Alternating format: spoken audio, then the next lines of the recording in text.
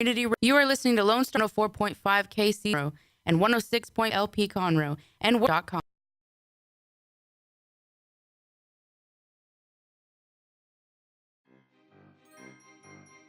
Trick or treat, Lone Star Radio listeners. This is Dick, the general manager, taking this quick moment to remind you that Lone Star Community Radio is looking to fill some of our talk show slots along with some of our DJ slots. We have a new show airing on the 10th, Making Connections with Stacey Harris, which will air every second Tuesday of the month at 1 p.m. Make sure to check it out along with our other programs on Lone Star Community Radio. For more information on Lone Star Community Radio, visit us online at irlonestar.com. And again, if you're interested in doing something with us, call the station, 936-647-3776. Thanks for checking out this recording, and I hope you guys enjoy.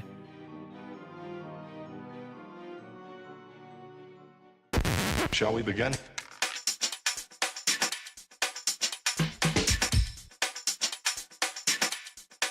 Let's begin now. Hello, and welcome to the Ticket Stub. Connor and Dick here, coming from downtown Conroe, ready to talk movies. Got a lot going on today. Dick, how you doing, man? Doing good. Doing pretty good. All right. Good to be back. Episode 23 here on the Ticket Stub. We want to make sure that we are reminding you guys that we are coming live every Thursday at noon on 104.5 and 106.1 FM. You can also find us on irlonestar.com. You can find our podcast, the Ticket Stub Podcast. Be sure you're subscribing so it brings it to you every week automatically and you don't have to even worry about it.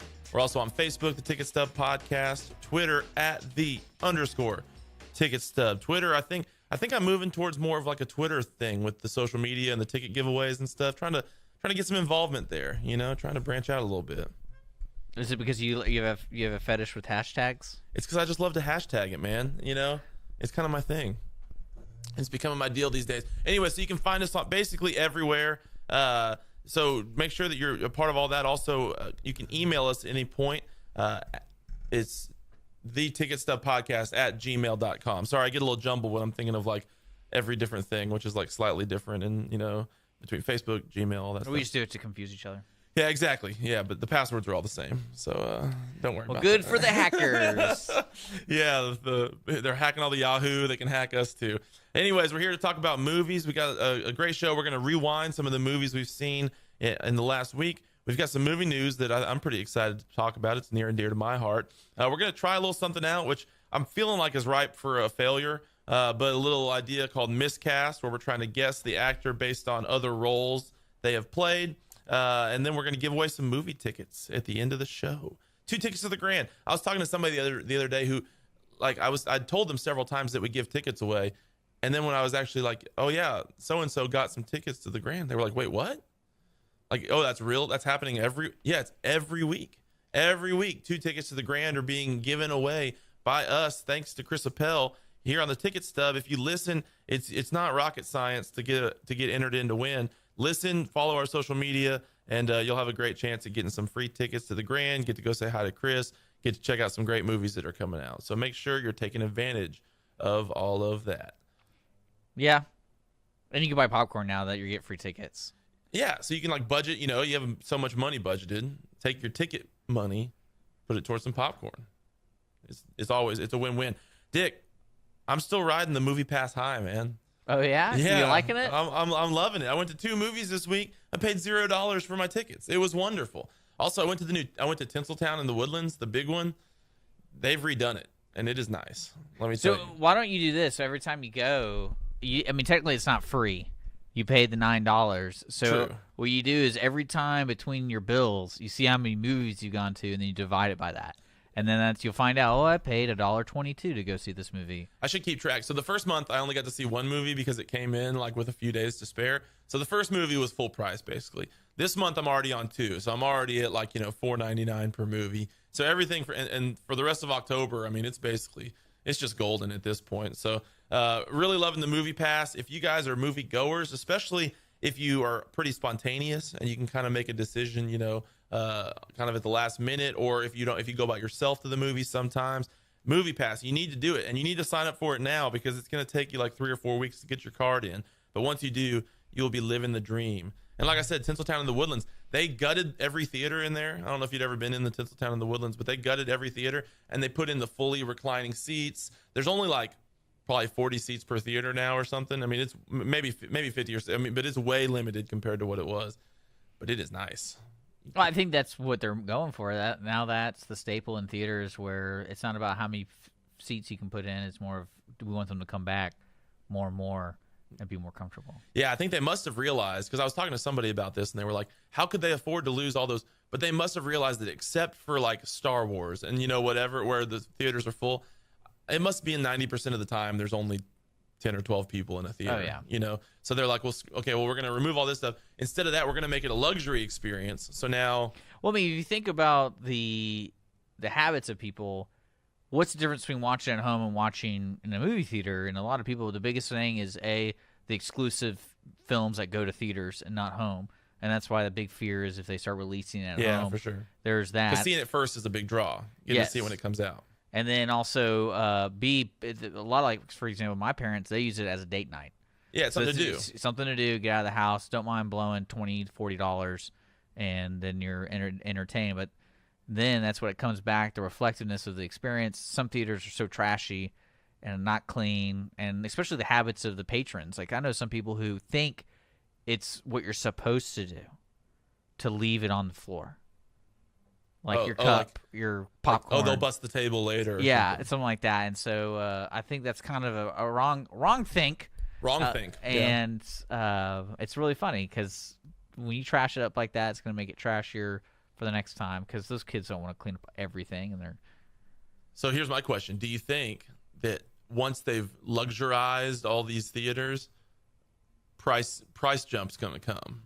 That's what I'm predicting. Well, it's funny. I don't really know the full logistics of how movie theaters make money. Besides, I'm talking about the theater itself, because from what I understand, the idea was everything you purchased outside of the ticket booth goes to the theater. Yeah, I think pretty much. And then the ticket price booth goes to the film industry. Yeah, I think that theaters have to basically buy the rights to show the movies. If that makes sense. Distribution. Yeah, rights, exactly. Yeah. So I think the ticket price basically covers that, give or take. And I don't know if it's 100% or 80% or what, but I think most of the price of the ticket covers them being able to play the movie. And then the concession stand, they're basically a food court that shows movies also. Well, I mean, that's their profit. That's where they get to be able to pay their employees and stuff like that. Yeah, exactly. Because they still have to pay those guys, and they still have to keep the doors open and the heat on or the AC on, especially here in Texas. Yeah, for sure. But no, I don't think that would change the ticket price. I think that might change the food price. Or maybe answer your question. Yeah, maybe the concession price. I think something is about to jump, because they're going to start being able to say, well, hey, this is a luxury experience now. So, it's kind of like when you fly coach, you're paying a cheaper ticket. Well, I mean, versus first class. Well, it's funny about the habits of people in America, because like we tip here in the United States, they don't tip in Europe, and then we here, if you can imagine, I'm okay for some reason spending $6 for a beer, but spending $4, $5 for a soda pop, no dice. And like I'm talking like verbally upset. Why am I buying this soda pop for $5? What I always love is you'll buy a $1,000 iPhone X or iPhone 10, but then it's like a 99-cent app, and you're like, no, I'm not paying for this app. Are you kidding me? No well, that's way. the same idea, especially like with Chris. Chris over there at the Grand's doing is really smart. Is they're merging both worlds because of how much money places make on alcohol and food sales, like actual food. Like Star Cinema Grill, depending on their patrons, they can make a lot of money. They make the restaurant money plus the movie money. Yeah. When you first walk in, the bar is all you see. So it's obvious they're trying to push that. Yeah. So, I'm sure that's a huge thing. It'll just be interesting to see as more and more of these theaters are starting to not have 800 seats in each theater. They're starting to have, 60 luxury seats.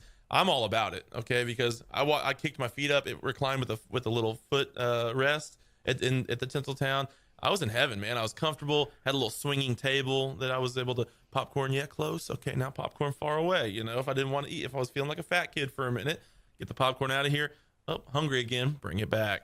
So bring it back. Bring it all back now. So I was loving that. All right. Well, I want to transition into some movie news. BusinessInsider.com had an article about the Fast and Furious franchise, which is always near and dear to my heart, Dick. It's really what keeps this business going. I think really it's what keeps me going, if I'm being honest. The fact that there is at least 2 more Fast and Furious movies plus spinoffs. I mean, really, every day when I wake up and I'm like, maybe I'll just stay in bed today, I think, you know what? I need to go to work so I can have money for that next Fast and Furious. You know what's funny, though, about when I started reading about the spinoff stuff? The spinoff thing, I don't really see that being as successful. Mainly because what I liked about the Fast and the Furious are the characters. And if they're not in the movie, all of them are in the movie. It's about family, man. And so it's gonna be different, I guess. Like, I imagine like the tone of taking The Rock away from the rest of the group. What kind of tone is the movie gonna be? Yeah, I mean, because he's not a car person. Yeah, I think it'll be totally different. I think it'll bear the name so that they can get like. But first off, The Rock draws anyways. You know, you put The Rock in a movie and it's going to draw no matter what. But my guess will be it will not be like and now they're not even gritty movies anymore. Now they're kind of superhero movies. But I think this will be just a Rock movie, and it almost won't feel like Fast and Furious. Think about the actors and all the I would say from Fast and Furious 4 to like 7. All the side characters, like especially like a Tyrese. If I'm Tyrese, I'm just happy I was in the second one there. Because think about how much money he gets paid to do that role, and that role isn't vital, but it's somewhat important to the viewer. Like, I love seeing Tyrese in the movie. It makes my movie experience for Fast and Furious so much better because how ridiculous his character is. And especially like, everyone wants to forget number 2 because it was just a crappy movie, but somehow it still is part of the glue that holds the whole series together because it introduced you to Tyrese. Because most people are like, where do these people come from? And then people, especially if they start watching from like 6, 7, and 8, they're like, where were these other people? Like, where did they? Oh, they were in 4. Yeah. Oh, they were in 4. They skipped a couple and then they came back. It's to really be a connoisseur of Fast and Furious, I mean, you have to rewatch them a couple times all the way through because like Gal Gadot, like these characters come and go, and if you're not really keeping up, some come from Tokyo Drift and then they pull a couple from 4 and a couple from 2. Yeah. And what's great is Ja Rule was in number 1. And then he was like, I think he wanted more money for number 2 or something, so they didn't put him in it. And that's where Luda comes in. Well, now Luda's like a central character. So he's the hacker, man. They even had a hacker lady in there, one of them, and she got sideswiped by Ludacris. So I'm wondering if Ja Rule beats himself up every single night, thinking like this could have been me. Well, totally. Like what makes me think of the movie process of how they did the Expendables. It was almost like everybody who's an actor in the movie knew exactly what kind of movie this was going to be, and everyone was just happy to be there. Happy to get a paycheck, happy to be a little more famous. Do a little bit more famous, and more power in the power of many and then one. Yeah. And then same thing with Fast and the Furious. So, anyways, this article says that they have delayed the start of filming for Fast 9, and the release date was supposed to be 2019. Now it's going to be more like 2020 before Fast 9 is released in theaters. Obviously, this was an emotional few days for me as I found this out. It also it can't mean good things for the franchise in general. The fact that they're pushing it a whole year back. Now, there was some speculation that maybe this is because they're going to do the Hobbs spinoff. Maybe that's going to come out in 2019, and then it'll kind of become like a Star Wars model where they release every year spinoffs in the off years. They do a whole press release of like, this is our campaign. Yeah, this is our 10-year plan or whatever. Somehow Fast and Furious has reached levels of Star Wars, but they really are thinking maybe that's. And then my other thing is that there's a known feud between The Rock and Vin Diesel. If they do a spinoff, first off, will The Rock be in the other Fast movies? And second off, does this mean bad things for the franchise in general? What do you think, Dick? I think it's really important whoever's going to be taking on this franchise, because clearly from Fast 8, there's money being made, and so these yes, there is. Well, I mean, like more of like the decision's really vital to this because you already have 8 of these movies. Now, if you look at the chronological order of when they release, typically the average is 2 years. So every 2 years, a Fast movie is being released, and the smart move, if they want to do some filler, they do a sequel or somehow Tokyo Drift-ish.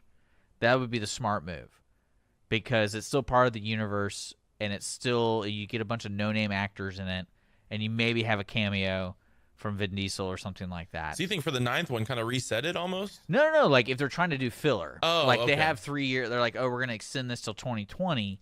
So pump one of those ones out. So we got to pump one of these out, and that has nothing to do with any of the characters, but somehow they could make it part of the time. Because to me, my favorite one is Tokyo Drift. Yeah. And I like how they slightly interject some of the characters like Han and stuff like that in the future ones, but then they do this whole like, oh, that was actually the past. Now this one's the future, and like, that kind of stuff's kind of fun for a fan. But they need to do something like that. Yeah. Also, if you're a true Fast fan, you need to at some point sit down and map the timeline of each movie out and start to realize, oh, 3 is actually, after 6, before 7, and all these other. Like what they could do. It's a deep rabbit hole. What they could do is they could do pit stops in the future movies. So, for example, whenever they make a pit stop in Tokyo, you run into Sean Black, who's the main character from Tokyo Drift. And then who's supposed to be in Fast 9, I think. Well, that's what I'm saying. Like, you create these pit stops. So our characters who we like in the Fast and Furious franchise, they stop at these mini franchises. Like, oh, hey, remember that movie that took place in southern Argentina? Well, these characters are back just for the cameo roles. Like, Sean's helping them in Tokyo for a couple, maybe like half the movie. And that's how you build the more world building, when you have these little mini episodes like Tokyo Drift, and you have another one in between each Fast and Furious movies. And in the end, you kind of all bring it together. Well, it'll be interesting to see what they do. I'm nervous about the franchise in general, as delays never mean good things in the film industry, and so we'll see what happens. I'd be all in on a Rock spin-off. You also think about 2020 is when people are going to be voting for the next president, and that's when the Rock's going to run. He's going to run and win, so this actually could be a good part of this campaign. That's probably why they're pushing it off. Literally, I think that the Rock might run for president in 2020. Like, not even. Well, I mean, 10,000 people voted for Harambe or whatever for the gorilla. Did they? Harambe? Yeah. Do that. So Wow. there's a voice. So there is a fan base, there is a political base out there waiting to be tapped into. All right, we need to go to break. When we come back, we're going to rewind the movies we've seen last week. A little later on in the show, we are going to play a new game called Miscast. At the end of the show, we're going to be giving away 2 tickets to the Grand. So stick with us here on the Ticket Stub. A Lone Star Community Radio is looking for those who are interested in hosting their own talk show, with monthly and weekly slots available on Conroe's FM 104.5, 106.1, and on irlonestar.com. Start your own podcast, create your first YouTube channel, and be on TV. Contact Lone Star Community Radio online at irlonestar.com or call the station message line at 936-647-3776 to take your first step into the radio world. And we're back on the Ticket Stub. Last segment, we talked a little Fast and Furious. They're delaying it, but we're not going to delay with our rewinds here this week. Dick, you see any movies this week? No. 0 movies, huh? No. It was a hard weekend for me work-wise, and then personal-wise. Just had to take care of a bunch of stuff. Man. I tried to go see a movie. To the theater? Into the theater, and I've realized what it's coming down to when you have a significant other is you basically have a one-man card to go see a movie you want to go see, because we kind of got in a debate about It. Like, I did not want to go see It, and she really wanted to go see it, and I was like, you know what? You can go see it. Like, you don't need me to be there. You don't have to be together. And basically, she took that as a protest of, like, I'm never seeing a movie with you. Like, you're not allowed to see movies now when you go to the movie theater. And a girl overreacting about something? Yeah, so wow. I'm trying to – I really want to see Blade Runner. Yeah, I'm excited about Blade Runner. I really want to see that movie. I'm pretty excited. I think I'm going to escape the grasp of the beautiful woman. Yeah. And tell her it's for work. Like, this is part of your job. I know. I started watching Death Note on Netflix, and then there was another movie on Netflix I started watching, but I couldn't finish. It was Gerald's Game. And I don't know either of these movies. The premise is actually pretty crazy. Gerald's Game is basically they're having a spicy night on this weekend getaway, and it's a spicy night. Yeah, well, it's like at a weekend getaway of like a secluded area, right? And basically, they're having a little sexy time, and he handcuffs her to the bed, and he dies in mid-sexy time. So basically, it's her getting away, trying to get out, away from the house because she's handcuffed. Like, she's secured to this bed. And this is a 2017 Netflix original. It just came out. It came out like 2 weeks ago, and it's literally a secluded house. So it's kind of like that game. While trying to spice up their marriage in a remote lake house, Jessie must fight to survive when her husband dies unexpectedly. So first off, she's fighting the emotions of her husband dying. Yeah, so he literally they're doing a little sexy time. He croaks out and falls on top of her. Oh man. So that's intense. It's got Carla Gugino, who I like her. I like her. We know why you like her. She's a very good actress. That's why. She is. You know, that's one thing I loved about what was that movie I saw that was so bad with The Rock and her in it? Oh, San Andreas. San Andreas. The whole joke was just the bouncy boobies thing. Yeah. Like that. Like everyone had bouncy boobies. That movie was great though. Oh, San Andreas is good. So I'm surprised at how many people are in this movie, Gerald's Game, considering it's just her. Does it like flash back a lot Yeah. or something? Okay. So it's kind of telling the story. So it's not so limited storytelling where it's only in the cabin with her the whole time. Yeah, I know the build up is pretty fast, but then like you said, yeah, it's one of those deals. So, but Okay. Death Note is based off of a graphic novel. It's pretty interesting, but so far it's not very good. So that's why you didn't finish it. Is it a 2017 movie as well? yeah, it's another Netflix original. Netflix is really pumping these movies. They out. are making stuff So- happen right now. Okay, well, I saw 2 movies, and I will talk about them for as long as I want since you don't have any other ones to talk There about. we go. Whoop, whoop, whoop. The first one I saw is they're both actually in theaters now. First one is rated R, hour and 55 minutes. It is called American Made. This is starring Tom Cruise. This is the new Tom Cruise staple that's out in theaters right now. Also has Domhnall Gleeson, who I like pretty well. He was in Star Wars. He's been in some other kind of smaller movies. And it's got a girl named Sarah Wright, who I looked her up, didn't really know her. She was in Seventh Heaven, I don't know. But she's attractive, and that's pretty much what her role in this movie is to be attractive. But it's directed by Doug Liman, who did the Bourne movies, all 3 of the Bourne, Identity, Supremacy, Ultimatum. He also did Edge of Tomorrow, also known as Live, Die, Repeat. So I like him because I like all those movies. I was excited to see this. I also just a Tom Cruise fan. IMDb says the story of Barry Seal, an American pilot who became a drug runner for the CIA in the 1980s in a clandestine operation that would be exposed as the Iran-Contra affair. Okay, so this, first off, maybe I'm just a bad student of history, but a lot of these movies come out, and I don't know anything really. Like, I know what the Iran-Contra affair is, but I don't know any details about it, and so this movie kind of leads up to that whole thing. But before I go too far, a few things about Tom Cruise. First off, I just love him. Okay, I know he's crazy. Here we go. What? I know he's crazy. I know that he's like. Do you really know he's crazy though? You're judging somebody without even knowing these people. Well, so all that I know is what you see in the public eye, and he's, there's the famous Oprah jumping on the couch thing, which was kind of a look behind the curtain a little bit. Then there's all the Scientology documentaries that I've seen where he's like shaking hands with the crazy man, David Miscavige, and stuff. You don't like David? No, I don't think that. I don't know No, David, no. but he doesn't seem like a great guy. But I love Tom Cruise. Also, Tom Cruise is ageless. Like, I feel like he will be doing these action movies when he's 70 years old, still with like a 6-pack. I do have a question for you. I've seen the trailers and I've seen the snippets of the clip. Does he have like something wrong with his mouth? No. Because every time I see it, it reminds me of Vanilla Sky.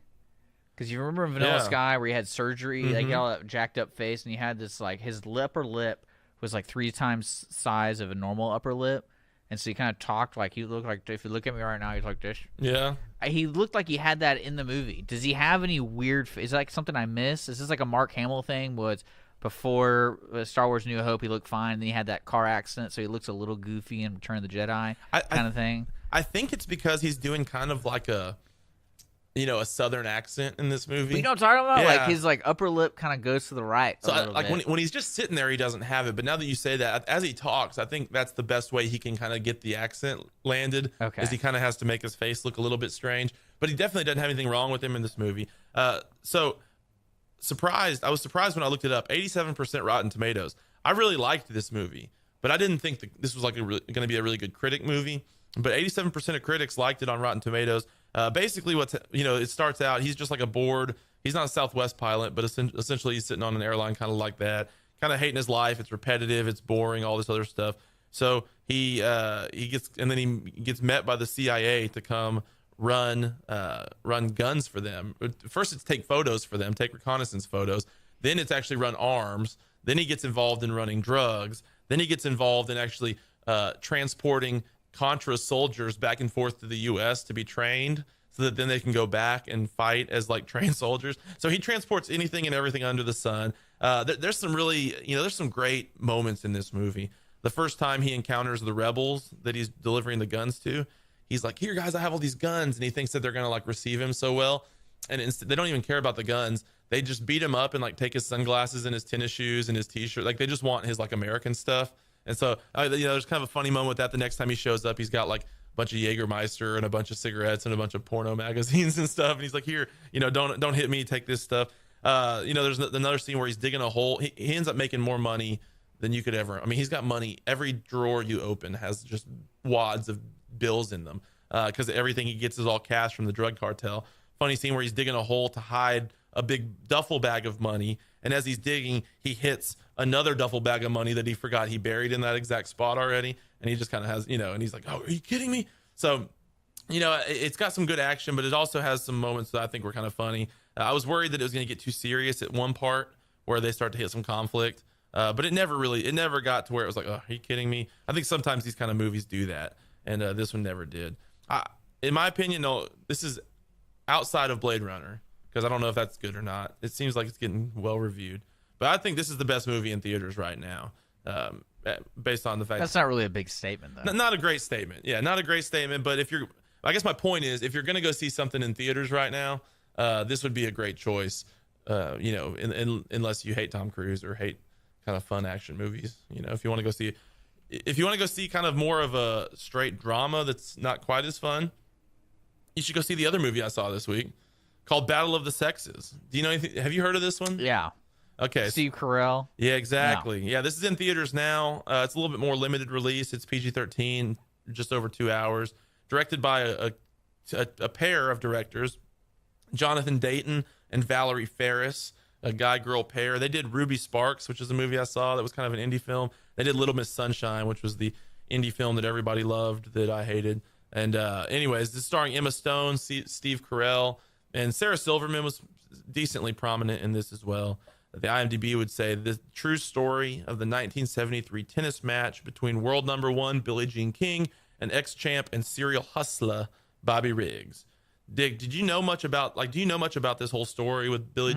Like what do you know? Just as kind of the bystander who hadn't seen. Well, I the remember movie yet. it's like in the 70s, right? And basically, they wanted to get Billie Jean King to.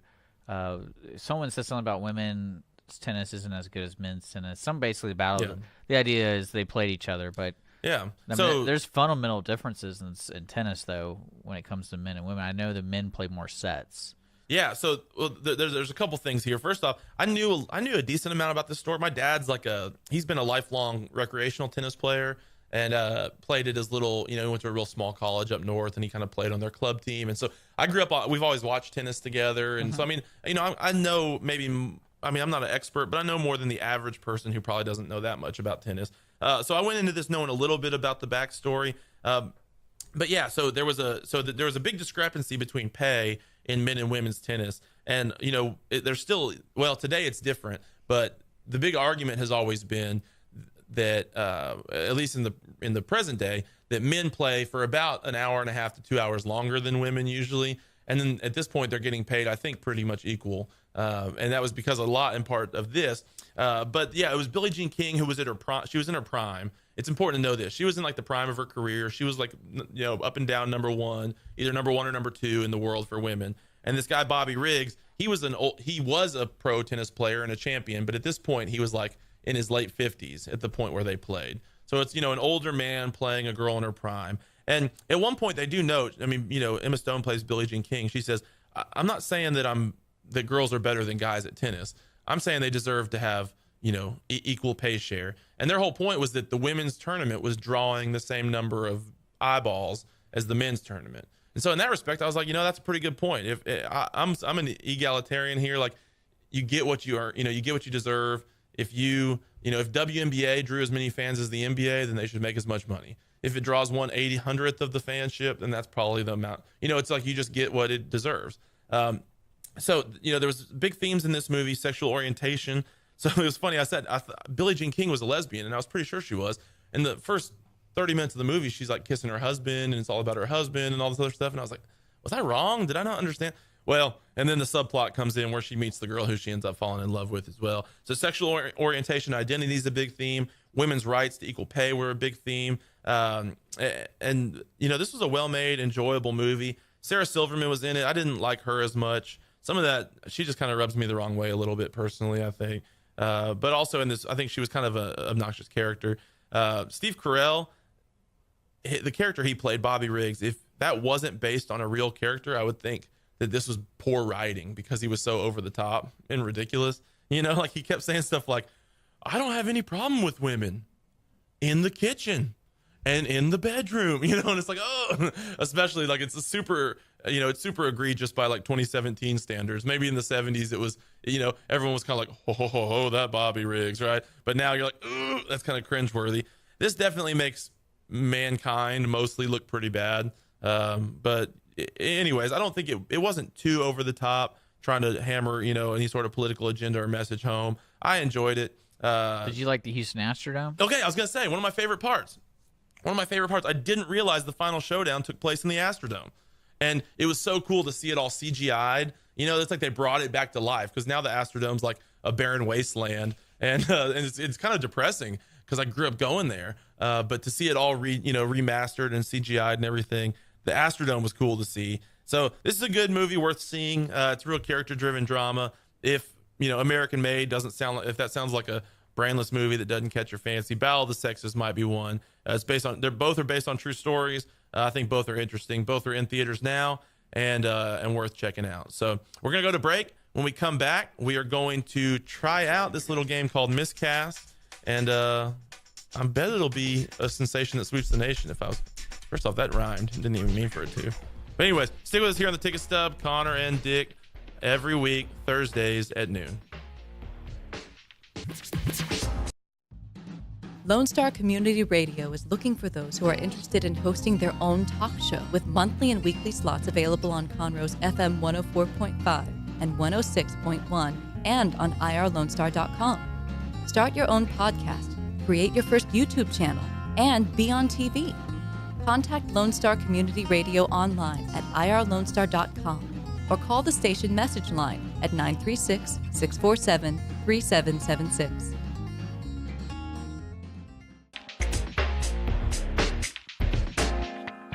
And we're back on the Ticket Stub. Let's begin now.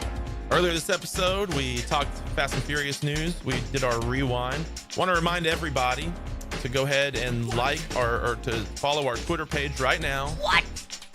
It's okay if you're listening to this on the podcast. You can press pause for just 1 second. Go over to your Twitter app, @the_ticket stub, @the_ticket stub. Or if you're listening live right now on the radio, pull off to the side. Never text and drive, people, because that's just dangerous. And I don't think you can do that anymore. text and drive. Here in the state of Well, it's illegal, Texas. right? Yeah, I think it's illegal here. Yeah, I mean, you can still do it if you're a rebel like me without a cause.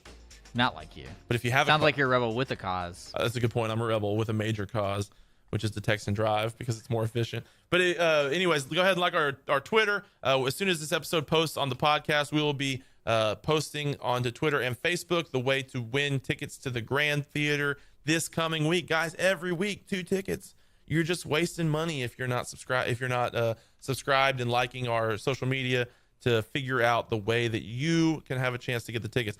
Now, I'm going to tell you, we've had a couple people that have won more than one time because some weeks we have, several entries. Some weeks there's only one entry. And if you're that one entry, then you win. Okay. It's not some intense science here. We're going to play a little game called Miscast. All right. I like to try to bring games in here because it seems like it's fun for us, fun for the listeners. This game, but they're all just ones that I make up. So if you ever have a great game idea, please email us. There's Facebook a reason us, why he makes it up. so I can win. So you can win. What are the stakes? What movies are we watching? What crappy movie? I don't know. What do you think? We didn't really talk about stakes.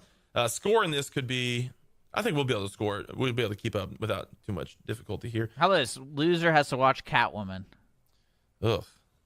Okay. Is that like available? on Netflix. Okay. Ugh. I better win. All right. Loser has to watch Catwoman. See, I made yours like doable. You're probably going to make mine like super hard. So I have to watch whatever. I'm a man of honor. So I'll do that. I'll take your bet, sir. Good, sir. So here's the game. Miscast. Okay. So what we're going to do is each of us have come up with 3 actors, 3 well-known actors. And for each actor, we're picking 4 roles that they've played in a movie. And we're going to name those roles in kind of ascending order of difficulty. So that's what I've done mine, Dick, like the hardest one first. Okay. And then, the final one is like kind of a no-brainer. So kind of getting a little bit easier each round. And so we'll say them one at a time, or, we'll say them each actor. We'll go like, roll number 1, roll number 2, roll number 3, roll number 4. And at whatever point you know who it is, you guess. And so if you know it after the first one, then you get it, and you'll get 4 points. If you get it after the second one, 3 points. Third one, 2 points. If you have to get on the last one, you only get 1 point. And so that's how we'll score it this way. So y'all can play along at home, and we'll see how this game goes. Like I said, if you ever have any great, brilliant, amazing game ideas, please send us a message on Facebook, DM us on Twitter. You can email us at theticketstubpodcast@gmail.com. We would love to shout out to you, incorporate your idea, and maybe even bring you in like we did Clifton the other week as the moderator for a game, and that way they could come up with the stuff, and that way I can't cheat, Dick, and my conscience can be clear, and there can be no accusations here.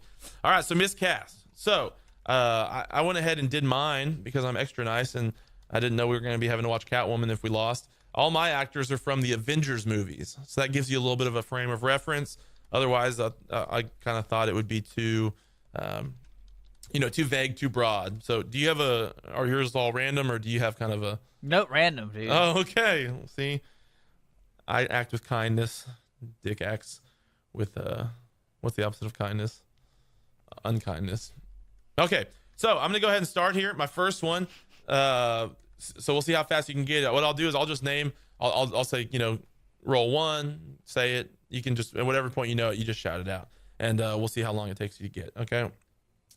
So roll 1 for my first actor is only known, this is impossible, is only known as Kurt. Okay, now remember all these people, all these actors are from the Avengers movies. Roll number 1 is Kurt. Roll number 2 is James Hunt. Okay. Don't Google this. You're typing right now. Are you Googling? No, I'm writing it down. Okay. So roll number 1 is Kurt. Roll number 2 is James Hunt. Roll number 3 is George Kirk. Oh, hold on. George Kirk? Isn't it George Kirk? Or no, hold on. Did I get it wrong? Oh, it's Crimsonsworth. Chris Hemsworth? Yeah, Crims. Yeah, it's Chris Hemsworth. Yeah, Chris Hemsworth. Yeah, because he was the dad. Yeah. Yeah, Chris Hemsworth. That's right. Okay. So I got 2 points for that. So you got 2 points. So the final one was going to be Thor. And that's where I'm saying, like, it's pretty... Yeah, so I'm designing mine where the last one you get it. It's a gimme. Yeah. So the last one's kind of a gimme. All right. So Kurt was from Cabin in the Woods, and they only had one name there. James Hunt was from that movie Rush, the race car movie. Okay. Yeah. And no then one saw that. George Kirk from the first reboot of Star Trek, and then Thor from all the Avengers movies. All right. Your turn. Well, you got to give me some seconds here. Oh, you still need some time? Yeah. All right. Well, I'll go ahead and move on to the next one then. So actor number 2, role number 1, Special Agent John Royce. Okay. Again, if you ever get number 1, then like you just love that movie and it's just random chance. Special Agent John Royce, role number 1. Role number 2, Harry Lockhart. Okay. Role number 3, Kirk Lazarus. I have no idea. You don't know? Oh, okay. Remember, these are all Avengers people. So then that's going to come down to the last one, Tony Stark. Oh. What's... Uh-oh. If you can't say the name. Robert Downey Yeah, Jr. there we go. Yeah. So Special Agent John Royce from that movie U.S. Marshals from the 90s. Oh, the sequel. Yeah. And then Harry Lockhart was from Kiss Kiss Bang Bang. Have you seen that one? Yeah. Yeah, I love Kiss Kiss Bang Bang. And then Kirk Lazarus was from Tropic Thunder. He's the white guy who's turned himself into a black guy because he's such a method actor. And he was like the Amish dude at one point or whatever. All right, so you got a big old 1 point for that one. So you have a total of 3. I'll just go ahead and move into my third one, and then you can do all yours in a row. Okay, third one. Role number 1. Sergeant Dan Hondo Harrelson. I'm worried that you might actually could get this one. Sergeant Dan, quote, Hondo Harrelson. Okay, I'm going to move on. Role number 2, Jules Winfield. Remember? Samuel L. Jackson. Yeah, that's right. Samuel L. Jackson. Jules. Yeah, so Hondo was from that movie SWAT. Did you know SWAT, right? Yeah. Yeah, Oh, so they called him Hondo the whole movie, but Dan Hondo Harrelson. Jules Winfield was obviously from Pulp Fiction. Zeus Carver was going to be my next one, which is his character in Die Hard with a Vengeance. He was the cop that helped Bruce Willis out. And then the final one would have been Nick Fury. All right, so you totaled up, after 3 actors, you got 6 points. All right. All right. So now let's see. I'm hoping you're ready to go at this point. All right. I have 2 Okay. ready for you. Okay. Maybe we'll do the 2. We can cut the break. And Yeah. Come back and you can All hit me right. with the last one. So, Mark Kendall. Okay. And these are random. There's no Yeah. theme here. Okay. So Well, I mean, how about we'll do well-known comedy actors. well-known comedy actors. Okay. That gives me a Okay, little that's something. for this one. Okay. This one. Oh, this actor. Yeah. Okay. Mark Kendall. Mark Kendall. Okay. I don't know. Whiplock. Whiplock. If we guess and we're wrong, can we make wrong guesses? Yeah, sure. Okay. This sounds like one of those stupid, like, I don't know, Owen Wilson kind of movies or something. Is that right? No. Okay. Anyways. How about if you guess it wrong, you have to go to the next one? Okay. Good. Yeah. Of course. Good. Lloyd Christmas. Jim Carrey. Okay, cool. Okay. What was Whiplock? That was from Earth Girls Are Easy. What? I don't know that. I have no idea what that is. And Mark Kendall was Once Bitten, Okay. the 80s movie. Okay, I haven't seen either of those, so I don't feel bad. What was the last one then? The last one was Grinch. Grinch. Okay. So that's Yeah, pretty for sure. obvious who it Okay, was. so I got 2 points. All okay. right, so the next one, Walter. This one I would say is childhood actors. Childhood actors. Okay, Walter. Haley Joel Osment. Dang it! Yeah. No, you're too predictable, dude. I know, dude. I was just throwing Haley that. Joel I was throwing Osment's that. with That everything. was an easy one. for Oh, you. Walter. Is that what, Sixth Sense? No, that What's was Walter? Secondhand Lions. Secondhand Lions. So I had David from AI, and then I had Trevor McKinney from Pay It Forward, Uh-huh. and then I was like, in the Sixth Sense act, like that Does it character. have a name? It does, but like so what I did was Haley Joel Osment Oh, because he plays because himself? he plays himself in so many movies. Oh, goodness gracious. All right, well, I'm already sitting at 6, Dick. So unless I totally unless I totally goose egg the last one, it's looking like I'm gonna sit in pretty here. Yeah. But we're gonna tease that. We're gonna run to break. We're gonna come back, and Dick's gonna be ready with his last question, last character, last actor, I guess I should say, for miscast. And then we'll pay that off. We'll give our tickets away for the grand, and we'll talk about movies we're gonna watch next week. So stick with us here on the Ticket Stub. Our talk shows and music shows are looking for sponsors. Want to expand your brand awareness? Reach the hyperlocal audience in Montgomery County? Lone Star Community Radio sponsorships accomplish this. Want to see our stats and rates? Check out ourlonestar.com/sponsor for more information. Or call in and leave us a message at 936-647-3776 with your questions. Get seen on TV, YouTube, and heard on our podcast, FM, and internet radio. Support your local radio station with Lone Star Community Radio.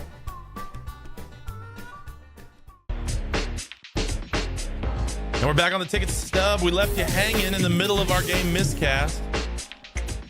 If you didn't listen to the rest of the show, if you're just tuning in with us live on the FM, then you missed some great movie reviews. You missed us talking Fast and Furious, and you missed the first part of our game miscast. You need to go like our podcast. Everybody, share it with a friend, okay? What? Our numbers are starting to grow. We're starting to get more and more listeners each week. But the best way for this show to be successful, the best way for us to keep doing it, and for to keep growing and developing new ideas and everything like that, to have more opportunities like ticket giveaways, is for you to tell people about it. And also engage us on the social media. Remember, Twitter at @the_Ticket Stub is how we're going to be doing a lot of the giveaways and everything like that. So miscast, it's where we come up with well-known actors and then list roles they're in, trying to guess who the actor is. I gave all mine to Dick. He got 6 total points. He gave me my first 2. I got 6 points. So barring a total brain meltdown here, I'm feeling like I could at least hit 7 and take the victory. Dick, what you got for my final actor? All right, you ready? Yeah. All right. This is, I would say, action star. Okay. Category action star. Harry Dalton. Patrick Swayze. No. Okay. Dr. Lawrence Angelo. Lawrence Angelo. Oh, man, I have no idea. Robinson Crusoe. Oh, gosh, it's some super old guy? Robinson. Did you make all 4 of these impossibly hard so that we would tie? Okay, shoot. What's the famous? I don't know. Well, I give up. Next one. James Bond. Pierce Brosnan. Yeah. Okay. Whew. That was like, because that's a good one. James Bond, because they're like, could have been, you know. So what were the other movies then? So Harry Dalton's from Dante's Peak. Oh, Dante. Yeah, it's been forever since I've seen that Dr. movie. Lawrence Angelo's from The Lawnmower Man.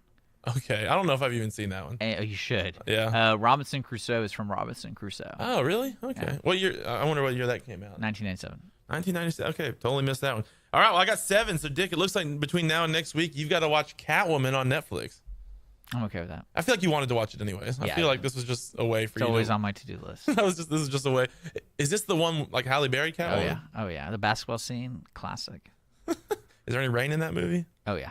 Lots of rain? Nah, really. I did like that rain scene in Batman Returns. I was gonna say one of the Batman movies had some solid rain. Well, that's when Catwoman becomes Catwoman. Yeah. Michelle Pfeiffer. Yeah, that's right. A lot of rain. You know, Batman. I feel like every Batman movie might have a rain scene. Was Gotham? Yeah, Gotham just sucks. Weather sucks in Gotham. It's kind of Chicago-y, except for even maybe worse. All right, well, I won miscast 7-6. That was close, down to the wire. So to pay off the bet, Dick is gonna watch Catwoman this next week. I guess I'll just start watching it right now. Yeah, you gonna hit play right now? Over the air. That'll be good. What year did Catwoman come out? 2000. Let's see, 2004. I feel like time probably has not been kind to that movie. Like to watch it now, it's gonna feel very. It's gonna be good. Probably gonna feel older than 2004, right? Have you seen this movie? I did, like in 2004. Okay, it's. Are you watching it right now? It's a hairball of a movie. Oh yeah. I heard it's perfect. How many terrible cat puns can we make between now and the end of the show? We got 5 minutes to do it. We got 5 minutes. All right, rapid fire round. Ready, set, go. Oh man, that game sucked, by the way. No, okay. So me and Dick were talking off air. What we really need is for all these games, we need to have like we brought Clifton in last week. We need to have a third party who like comes up with the questions and then facilitates it so we can play head to head. Because anytime we're coming up with questions to ask each other, it's like, well, how hard do we make it? What do we pick? And then anytime I come up with the questions and then we battle head to head, there's always the accusation of you cheating. Always controversy in the air. I think you're like 99% a cheater. So yeah, but there's always that 1% that maybe I didn't cheat. So you should be more optimistic. Okay, so I got a question for you that we can extend through the Facebook. Okay. Why do you think it's a good idea for TV set scenario shows to branch out and make a movie? Okay, and what situations inspiring this question? Well, I was thinking about it. Bob's Burger is a TV show. It's a cartoon, and they're going to be making a movie. I heard about that. And I'm not really I get it, but I don't get it at the same time, because most of the time the finished product seems like an extended episode of the show, which is really hard to branch out because you're dealing with TV writers. And like to me, like for example, the Simpsons movie, I'm glad they named it the Simpsons movie because there's really nothing else you could call it. And then it was just like an extended. It wasn't bad. It was good, but it's just kind of like, why do you think they needed to do it? I think the South Park movies are the same way. I mean, yeah. Well, see, I don't know though. South Park movies, there's only one, right? No, at least 2. Because there's the first one, then there's like Bigger, Badder, Uncut, or what. Well, that's like the director's cut of the movie. I thought there was at least 2 though. Maybe I'm just thinking of. I'm pretty sure there's. I don't know. Satan is prominently featured along with Fidel Castro.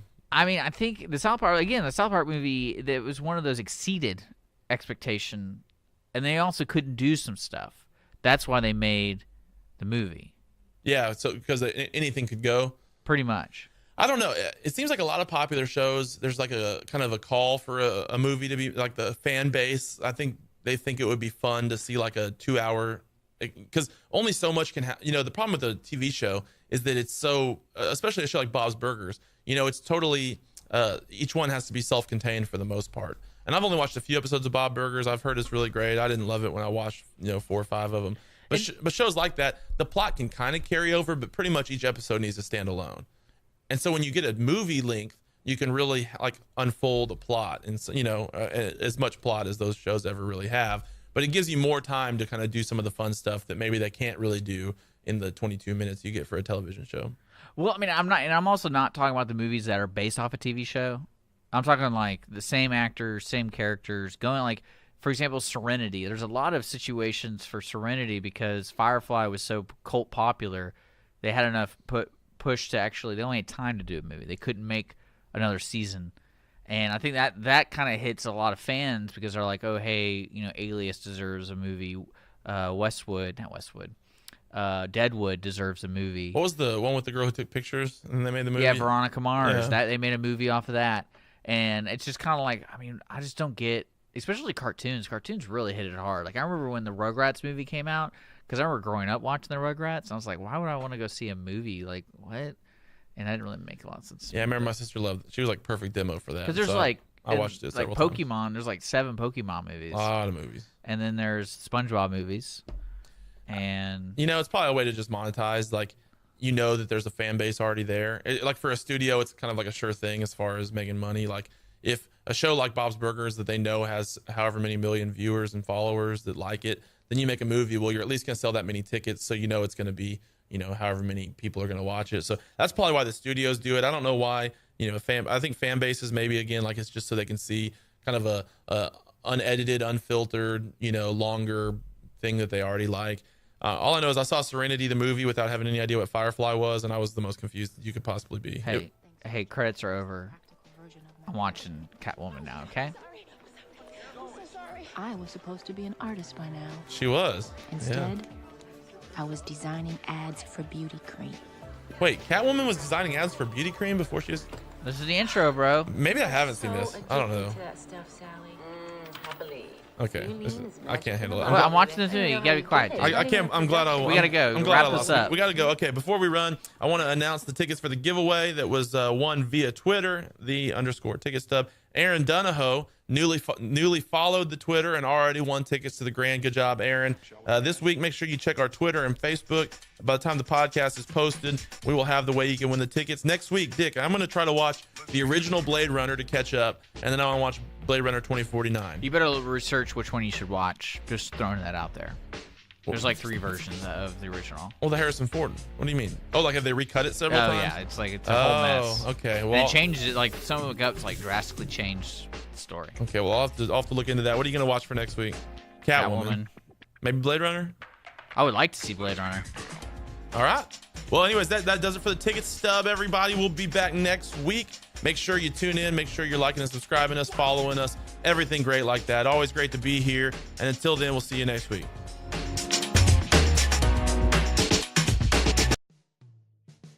Thanks for checking out this podcast of Lone Star Community Radio, Montgomery County's community radio station.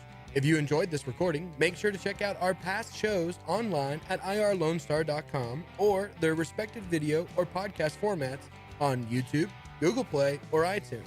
If you have any questions regarding the show, either it being about sponsorships or questions for the host, contact the station manager at dick@irlonestar.com or call the station at 936-647-3776. This show was recorded in downtown Conroe, Texas at the Lone Star Community Radio Studios, and Lone Star Community Radio reserves all rights to this recording and images.